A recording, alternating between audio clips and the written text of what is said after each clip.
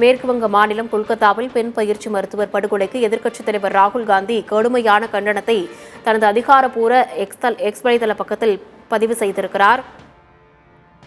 கொல்கத்தாவில் பெண் பயிற்சி மருத்துவர் படுகொலை செய்யப்பட்ட அந்த சம்பவமானது நாட்டையே உலுக்கியிருக்கக்கூடிய சூழ்நிலையில் எதிர்க்கட்சித் தலைவர் ராகுல் காந்தி இதற்கு கடுமையான கண்டனத்தை முன்வைத்திருக்கிறார். மேற்குவங்க மாநிலம் கொல்கத்தாவில் பெண் பயிற்சி மருத்துவர் படுகொலை செய்யப்பட்ட அந்த சம்பவத்திற்கு கடுமையான கண்டனத்தை எதிர்க்கட்சித் தலைவர் ராகுல் காந்தி முன்வைத்திருக்கிறார். பெண் பயிற்சி மருத்துவர் கொலையை மேற்குவங்க அரசு மூடி மறைக்க முயற்சி செய்வதாகவும் அந்த பதிவில் அவர் காட்டமாக தெரிவித்திருக்கிறார்.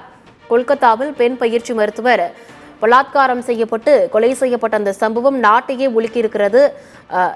இந்த கொலைக்கு எதிராக அனைத்து தரப்பினரும் போராட்டத்தில் ஈடுபட்டுக் கொண்டிருக்கிறார்கள். இந்த நிலையில்தான் எதிர்க்கட்சித் தலைவர் ராகுல் காந்தி கடுமையான ஒரு பதிவை தனது எக்ஸ் வலைதள பக்கத்தில் பதிவேற்றம் செய்திருக்கிறார். அதில் பெண் மருத்துவர்களுக்கு பாதுகாப்பு இல்லை எனவும் அந்த பெண் பயிற்சி மருத்துவர் அந்த கொலையை மேற்குவங்க அரசு மூடி மறைக்க முயற்சி செய்வதாகவும் அந்த பதிவில் அவர் குற்றச்சாட்டை முன்வைத்திருக்கிறார். மேலும் இந்த பெண் மருத்துவர் அந்த கொலைக்கு நீதி கிடைக்க வேண்டும் எனவும் அவர் அந்த பதிவில் பதிவு செய்திருக்கிறார். கொல்கத்தாவில் பெண் பயிற்சி மருத்துவர் கொலை செய்யப்பட்ட சம்பவத்திற்கு எதிராக எதிர்க்கட்சித் தலைவர் ராகுல் காந்தி கடுமையான கண்டனத்தை தனது எக்ஸ் வலைதள பக்கம் மூலம் முன்வைத்திருக்கிறார். அந்த பதிவில் அண்மை காலங்களாகவே இதுபோன்ற கொலை அதிகரித்து வருவதாகவும் இந்த பெண் பயிற்சி மருத்துவர் கொலைக்கு நீதி கிடைக்க வேண்டும் எனவும் மேற்குவங்க அரசு இதனை மூடி மறைக்க முயற்சி செய்வதாகவும் கடுமையாக சாடியிருக்கிறார்.